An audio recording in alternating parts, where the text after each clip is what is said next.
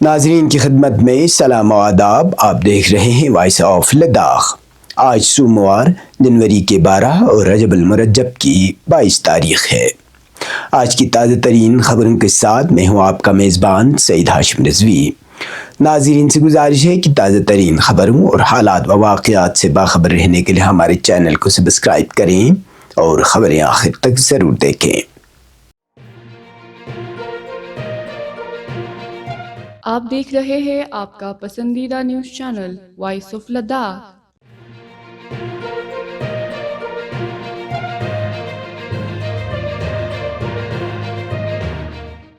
محکمہ youth service and sports Kargil کے اہتمام سے 5ویں LG ice hockey championship 2026 کا آج آئس ہاکی رنگ میامتھنگ کرگل میں باضابطہ افتتاح کیا گیا.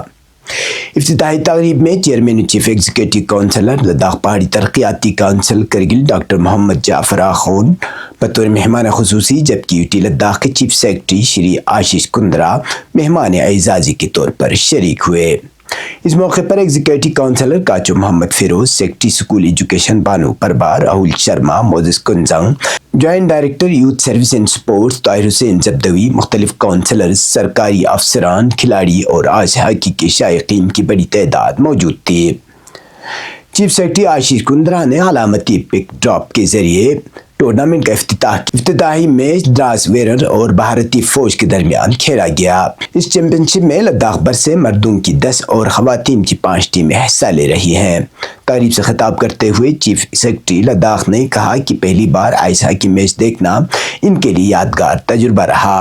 انہوں نے کرگل میں قائم سپورٹ انفراسٹرکچر کی تعریف کرتے ہوئے کہا کہ یونین ٹیریٹری بننے کے بعد لداخ نے نمایاں ترقی کی ہے اور آئس ہاکی سمیت دیگر کھیلوں کے فروغ کے لیے حکومت کی جانب سے بھرپور تعاون جاری رہے گا.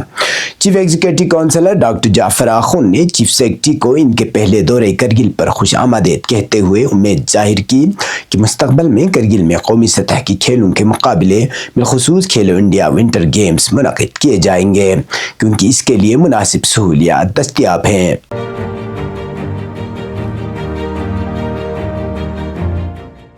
UT لداخ کے گریجویٹ اور پوسٹ گریجویٹ ڈاکٹروں کی درپیش طویل عرصے سے زیر التوا اور اہم مسائل کی نشاندہی کرتے ہوئے لداخ میڈیکل ایسوسی ایشن نے فوری حکومتی مداخلت کا مطالبہ کیا ہے. ایسوسی ایشن کے صدر ڈاکٹر مہدی علی کے مطابق 2019 میں UT لداخ کے قیام کے بعد میڈیکل آفیسرز اور کنسلٹنٹس کی باقاعدہ بھرتی نہیں ہو سکی، جبکہ رواں برس مشتہر 120 اسامیوں پر تاحال تقرری عمل شروع نہیں ہوا. بیان میں لداخ میڈیکل کالج کی جلد تکمیل اور اس کے فعال آغاز، ملٹی اسپیشلٹی و سپر اسپیشلٹی سہولیات کی فراہمی اور تدریس و تکنیکی عملے کی بروقت تقرری کا مطالبہ کیا گیا. اس کے علاوہ لازمی سروس باؤنڈ پالیسی میں عدم وضاحت اور عدم مساوات پر تشویش ظاہر کرتے ہوئے کہا گیا ہے کہ یا تو اس باؤنڈ کو ختم کیا جائے یا تمام امیدواروں پر یکساں طور پر نافذ کیا جائے. ایسوسی ایشن نے جموں کشمیر کے میڈیکل کالجوں میں UT لداخ کے ڈاکٹروں کو جونیئر و سینئر ریزیڈنسی کی اجازت دینے، باؤنڈ کے تحت خدمات انجام دینے والے ڈاکٹروں کو اعلیٰ تعلیم اور تخصص کے مواقع فراہم کرنے اور اس سروس کو تجربے کے طور پر تسلیم کرنے کا بھی مطالبہ کیا ہے. مزید برآں UT لداخ میں ڈینٹل سرجن اور ڈینٹل کنسلٹنٹس کی فوری بھرتی، UPSC کے تحت 26 خالی اسامیوں کے اشتہار اور MDS نیٹ نشستوں میں خاطر خواہ اضافہ کرنے کی اپیل کی گئی ہے.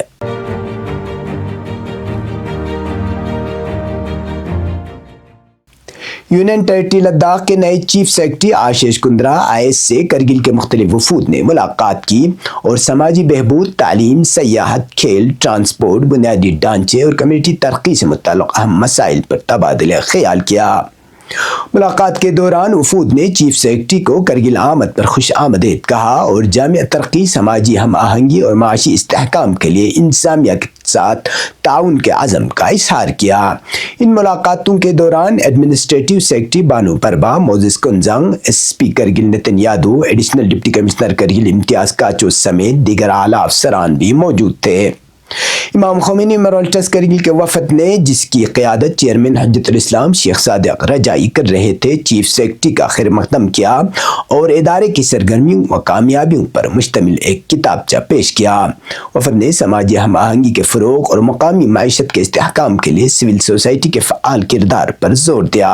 ایران کی مثالیں پیش کرتے ہوئے وفد نے جدیدیت، تعلیم اور سماجی بہبود میں نظم منظم اداروں کی اہمیت کو اجاگر کیا اور جامع ترقی کے لیے مکمل تعاون کی یقین دہانی کرائی۔ اہل سنت والجماعت کے وفد نے، جس کی قیادت صدر خالد باغ کر رہے تھے، پائنر پبلک اسکول کے قیام و انتظام میں کمیونٹی کے کوششوں کا ذکر کیا اور تعلیمی ادارے کی توسیع کے لیے اضافی اراضی کی فراہمی کا مطالبہ کیا۔ اس کے علاوہ وفد نے مذہبی تعطیلات کو UT کیلنڈر میں شامل کرنے یا محدود مذہبی تعطیلات کو باقاعدہ تسلیم کرنے کی درخواست بھی کی۔ انجمن جامعۃ العلماء اثنا عشریہ کرگل کے وفد نے شیخ ابراہیم زاہدی کی سربراہی میں چیف سیکرٹری سے ملاقات کی اور انتظامیہ کی عوامی رسائی کو سراہا اور فلاح عامہ کے اقدامات میں مکمل تعاون کا یقین دلایا۔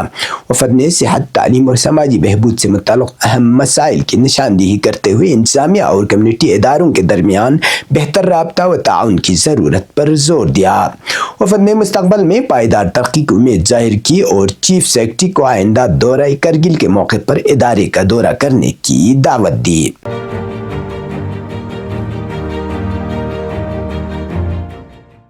انجمن صوفیہ نور بخشیہ کا ایک وفد نئی دلی میں نمائندہ ولی فقیہ سے ملاقات کی۔ تفصیلات کے مطابق شیخ انصار الحسین خربدراز کی قیادت میں صوفیہ نور بخشیہ کے ایک وفد نے دلی میں نمائندہ ولی فقیہ ڈاکٹر حکیم الہی سے ملاقات کی۔ اس موقع پر وفد نے ڈاکٹر حکیم الہی کو ہندوستان میں نمائندہ ولی فقیہ کی حیثیت سے تشریف لانے پر پرتپاک خیر مقدم کیا۔ ملاقات کے دوران وفد نے لداخ میں صوفیہ نور بخشیہ کی مذہبی و سماجی سرگرمیوں اور ان کی فعالیت سے آگاہ کیا۔ وفد نے علاقے میں امن، بھائی چارے اور باہمی ہم آہنگی کے فروغ کے حوالے سے اپنے خیالات پیش کیے۔ نمائندہ ولی فقیہ ڈاکٹر حکیم الہی نے وفد کی تشریف آوری پر شکریہ ادا کرتے ہوئے معاشرے میں قرآن و اہل بیت کی مستحکم بنیادوں پر اتحاد و اتفاق کے ساتھ زندگی گزارنے کی تلقین کی اور دینی و سماجی اقدار کے فروغ پر زور دیا۔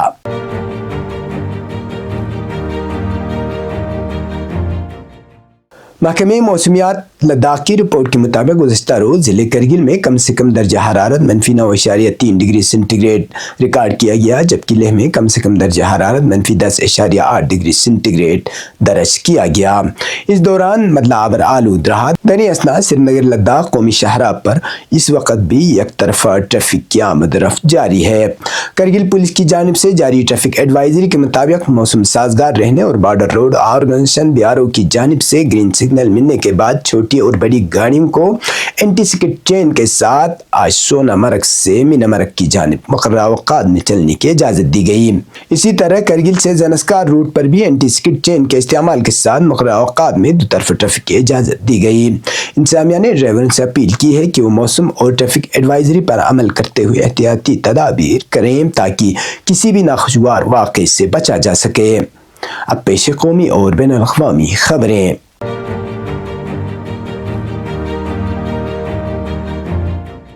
وادی کشمیر گزشتہ کئی ماہ سے شدید خشک سالی کی زد میں ہے، جس کے باعث وادی کے کئی بڑے قدرتی آبی ذخائر تیزی سے خشک ہوتے جا رہے ہیں۔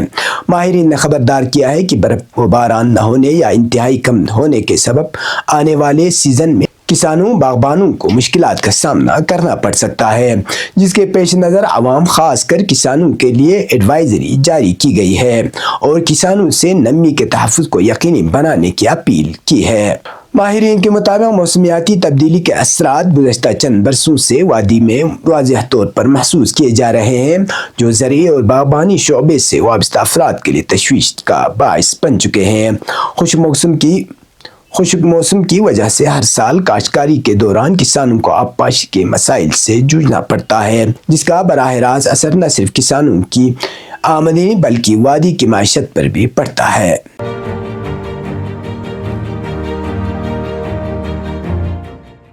پریس ٹی وی کی رپورٹ کے مطابق ایرانی عوام نے ہزاروں کی تعداد میں جمع ہو کر ملک گیر یکجہتی ریلیوں کا آغاز کرتے ہوئے اسلامی جمہوریہ ایران کے نظام رہبر معظم آیت اللہ العظمہ سید علی خامنائی کے ساتھ اپنی مضبوط وفاداری اور حمایت کا پرزور اظہار کیا ہے۔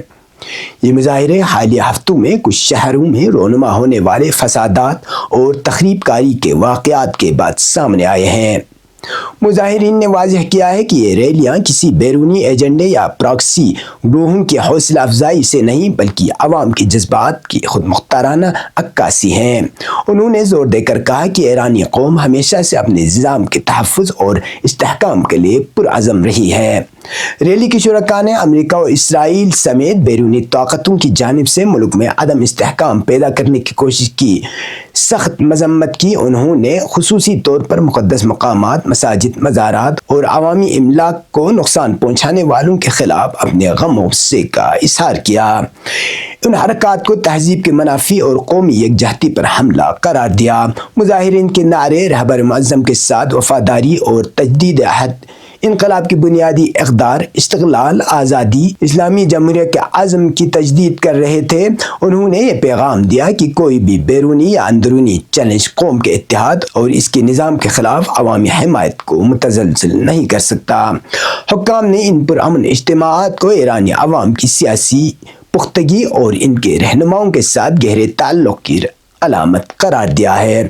ان اجتماعات کا مقصد ملک میں امن و استحکام کے پیغام کو اجاگر کرنا ہے اور تخریب کاری کی کوششوں کو بے نقاب کرنا تھا، جسے شرکاء نے بڑی کامیابی سے حاصل کر لیا۔ یہ ریلیاں اس بات کا واضح ثبوت ہیں کہ ایرانی عوام اپنے ملک کی خود مختاری، اپنے نظام کی سالمیت اور اپنے رہبر کے فیصلوں کے پیچھے متحد ہیں۔ یہ اجتماع قومی یکجہتی کی ایک زندہ تصویر پیش کرتے ہیں اور اس عزم کا اعلان کرتے ہیں کہ ایران کسی بھی قسم کی دخل اندازی یا تخریب کاری کو برداشت نہیں کرے گا۔ یہ تھے اب تک کی خبریں، اسی کے ساتھ مجھے میرے ساتھیوں کو دیجیے اجازت۔ اللہ حافظ۔